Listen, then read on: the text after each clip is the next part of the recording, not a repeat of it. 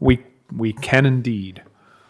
Okay, I just wanted to mention, depending on how late the meeting goes, I will have to leave at 4:00. So I just wanted to give you a courtesy heads up. Well, then I will look to you to make the motion to adjourn at 3:58. Deal. Wonderful.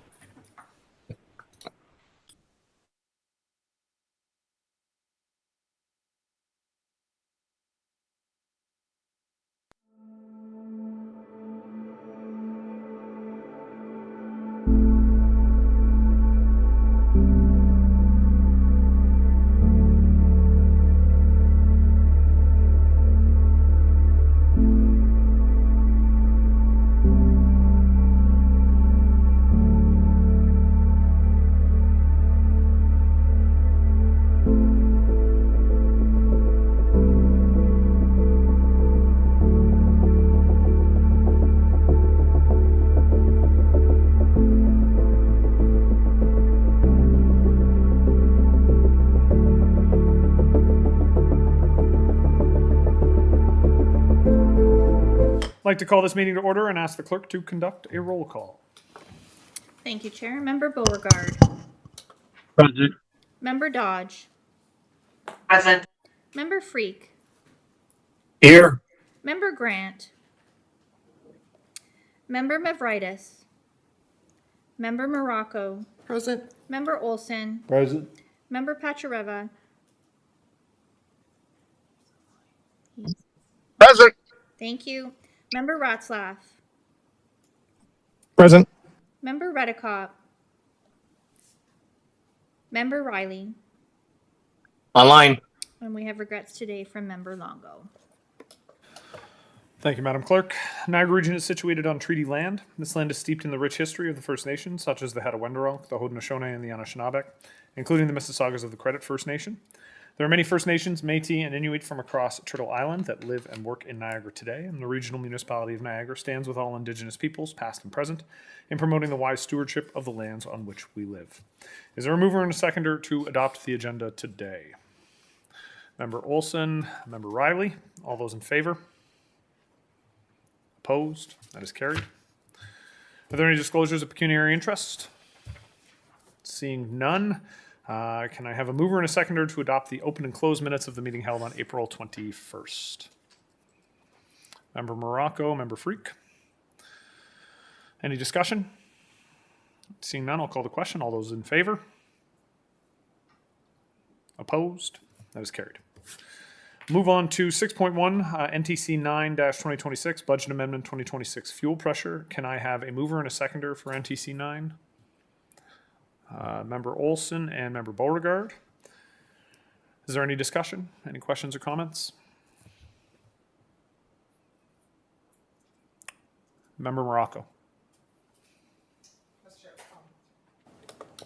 So I don't have a question, but I'm just going to say that this is an example of how it's important to have reserves for us, and that times like this is crucial, that we never expected for the unforeseen things that happen around the world, and I'm sure that we're not the only ones that are targeted by this. So I guess the question I have, is this amount going to guarantee that it will take us to the end of the year through the chair?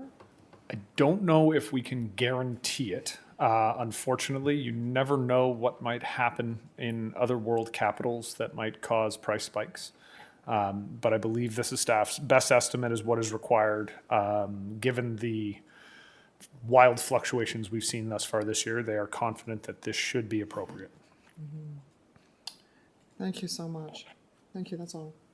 Thank you, Member Morocco. Seeing no other questions or comments, I'll call the question. All those in favor? Opposed? That is carried.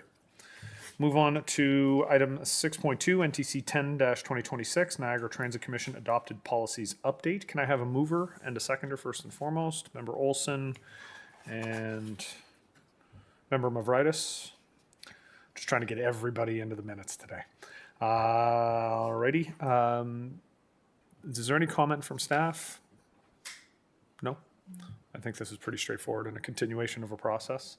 Member Olson.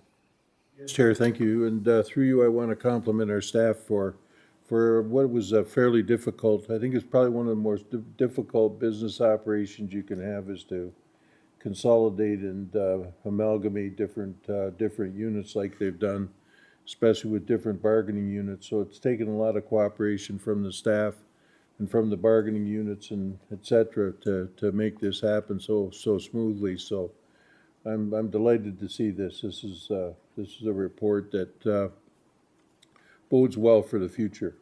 Thank you. Thank you, Member Olson. Seeing no other questions or comments, I'll call the question. All those in favor? Opposed? That is carried. Moving on to 6.3, NTC 11-2026, Surveillance Policy Update. Going to ask in the future, perhaps we can reword these so they don't sound quite so ominous. If I can have a mover and a seconder for the recommendation. Member Riley and Member Freak. Are there any questions or comments from the commission? Member Beauregard. Thank you. Through you, Mr. Chair, to staff. I'm just wondering why we didn't implement a longer period of having this video, the recorded video, if we were able to do 30 days already.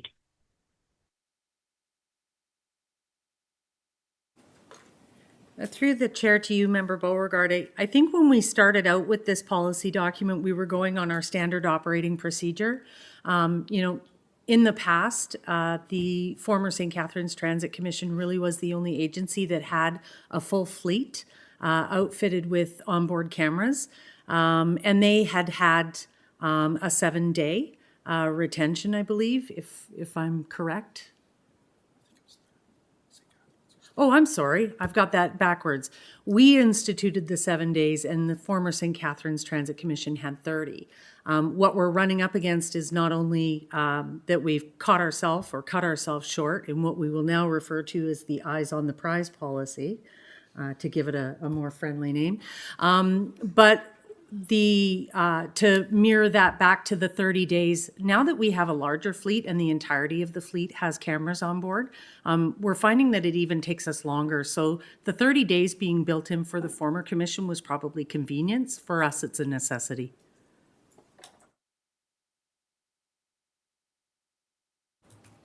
Okay, thank you. Thank you, Member Beauregard. Member Olson. Paul, I think the last time or maybe another time we spoke about this, there had to be a retention of the records for insurance purposes, and I thought it was much longer than 30 days at the time. Is that correct, or?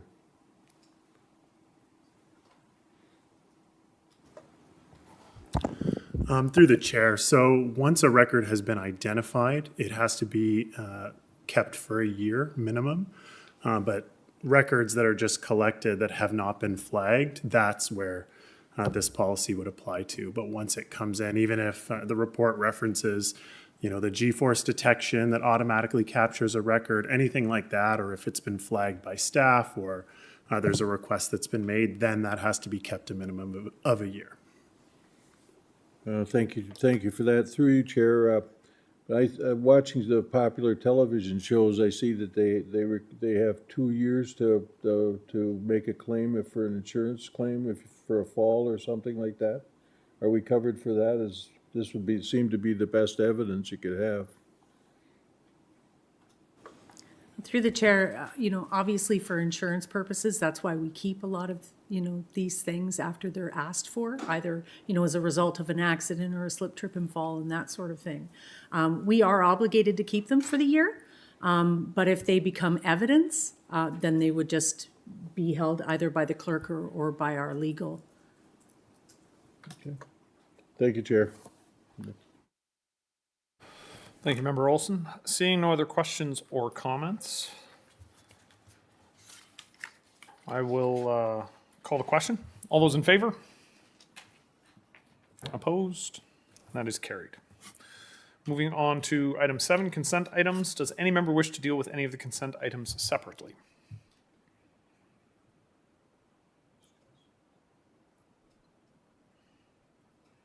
right, seeing no. Oh, Member Redicott? Sorry. Can we just for clarification, NTC C15 2026, which is the current data, that only deals with, it's only dealing with microtransit?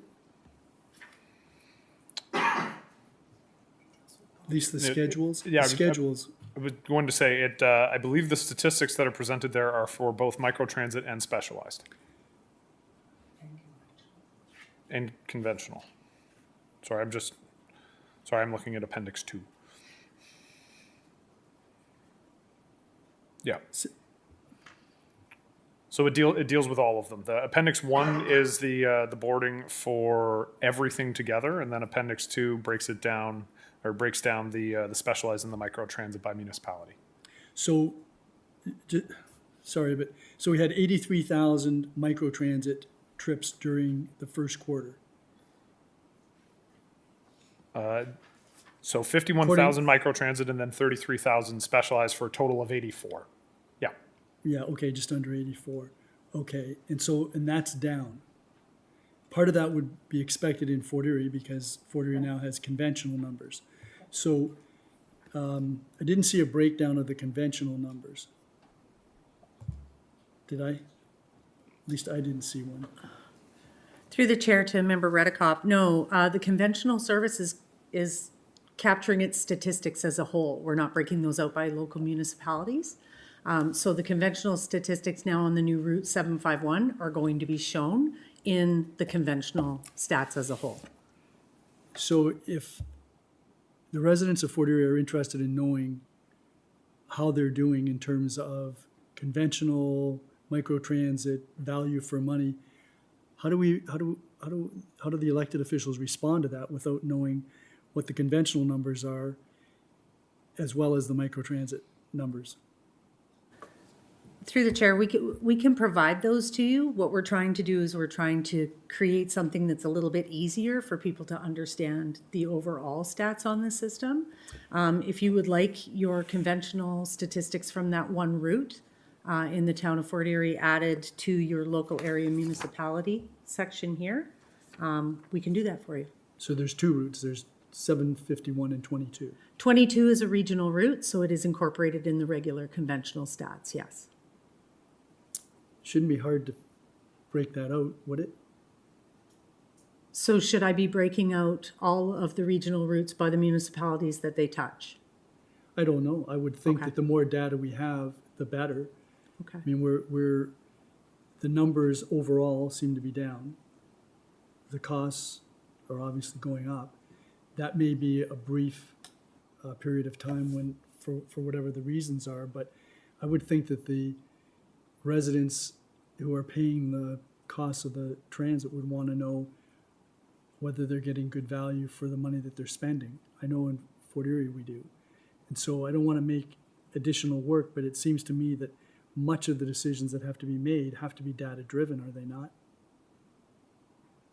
We can definitely take that away and see if we can come up with a format that you would like to see. Well, I don't want you just to accommodate me. I think it's something that we need to have an eye out for all of the municipalities. Thank you. Okay, so staff will take that back. The one question that I just wanted to raise because it mentioned, but with respect to the conventional and specialized, the report, correct me if I'm wrong, but the report indicates that largely that's tied to the decrease in foreign student enrollment.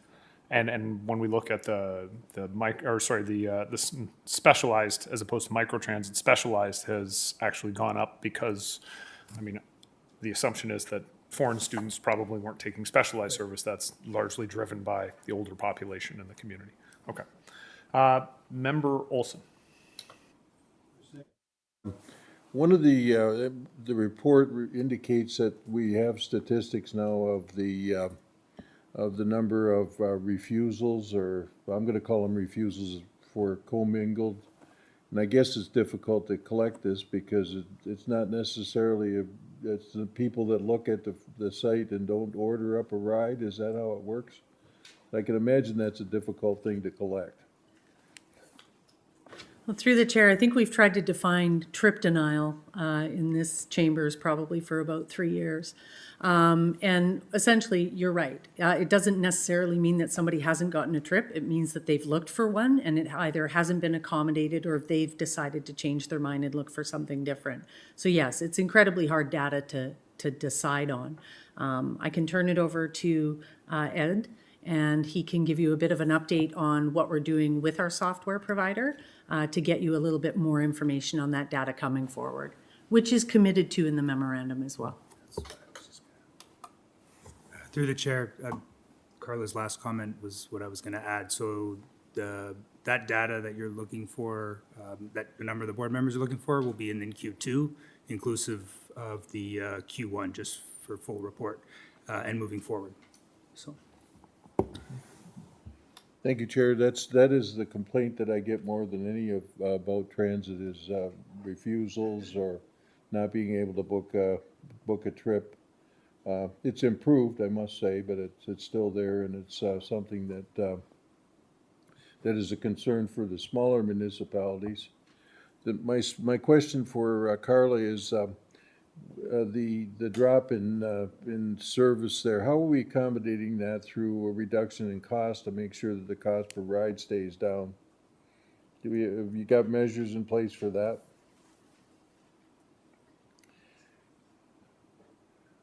What I'm saying is, if you have a total cost, are we taking the total cost down so that the cost per ride stays approximately the same?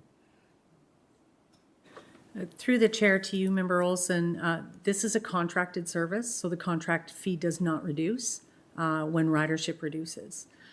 What we will be doing is we are going to be extending this existing contract, and I believe that's NTCC 14/2026 in the package today. But we'll be coming back with another RFP results that will more adequately reflect the ridership as it is now. We're not only having a recession in student ridership, we also have a migration of our ridership as well as we introduce community busing, both in Fort Erie and as we plan to do that in communities across Niagara. So that's going to be reflected in the new RFP, which should drive, to your point, should drive the cost. Yes. Thank you, Chair. I'm sorry, I should have been clearer. I meant for the entire service, the cost reduction measures. Are we taking with the scheduled service as well? So through the chair, are you asking me if we're cutting service? No, cutting costs.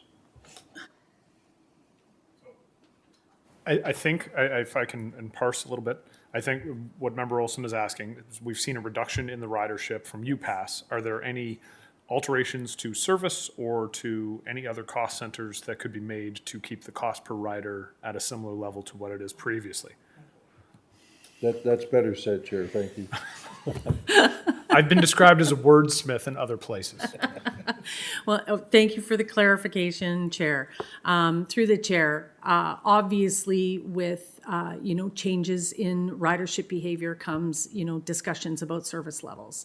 And we are definitely having those conversations with, the agencies that are most affected, which would be your colleges and universities. I don't have any indication of how service levels are going to be changed for the balance of this year or even into the next post-secondary season. But we will definitely be bringing information back on how service could be looking in 2027 based on those numbers, if they don't rebound. We do have recession in the student numbers, absolutely, and that's relative and it's shown in the information in your package.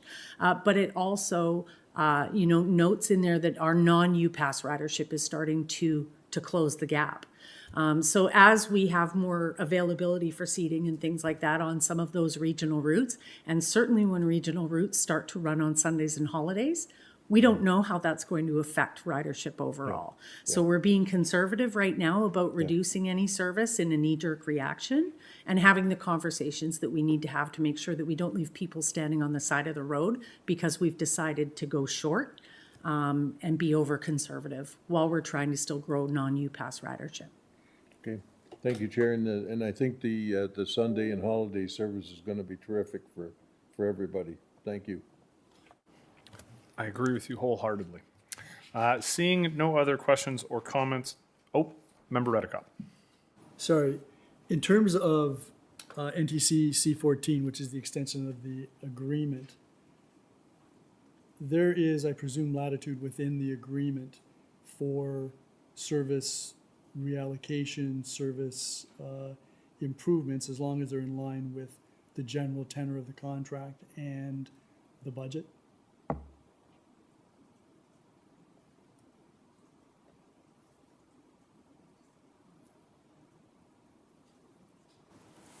Through the chair, so that is correct, Member Redekop, and that's already happening and has been happening. So as we see through the data that was provided today or in previous, each month, more or less within a 2-week period of implementation from the software provider and our operating contractor, we make those adjustments based on the trends that we see for not just municipal specifically, but just general zone or area or coverage.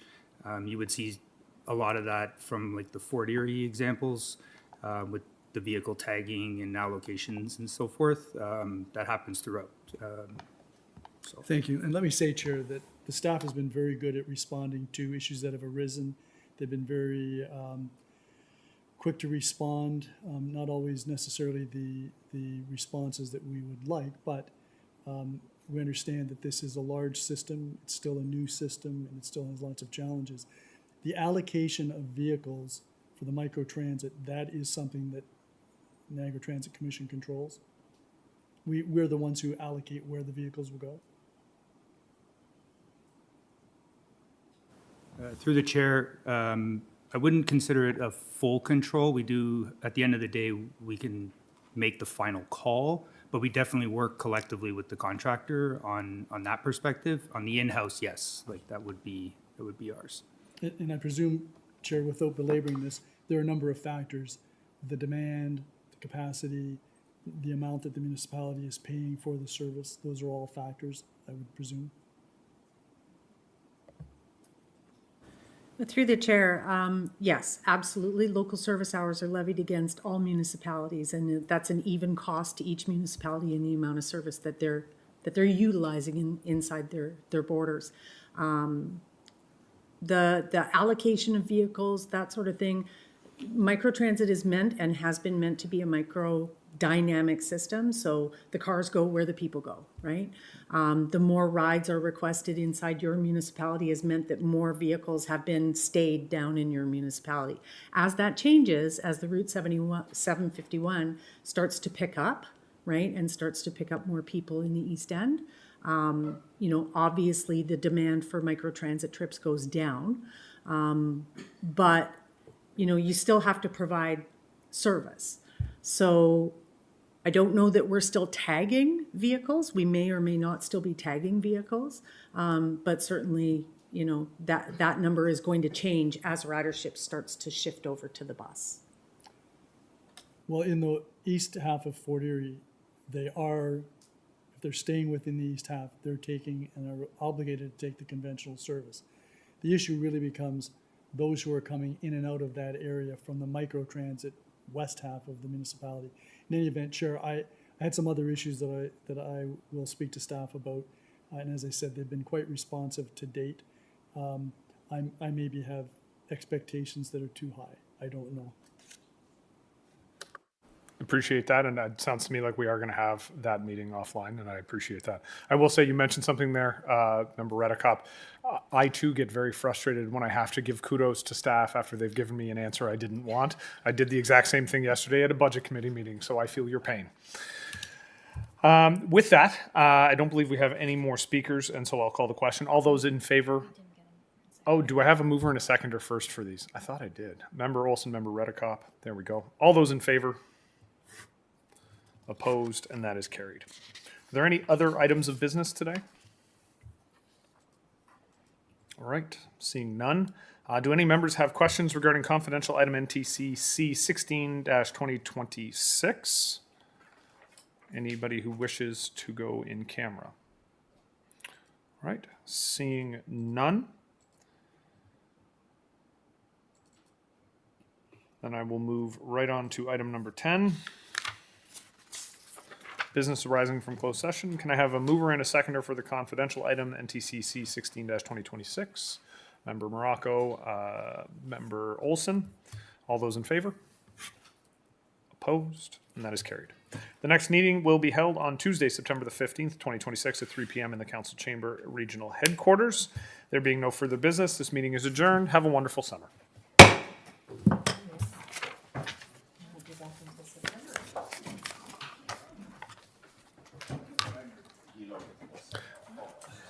You don't get the whole summer.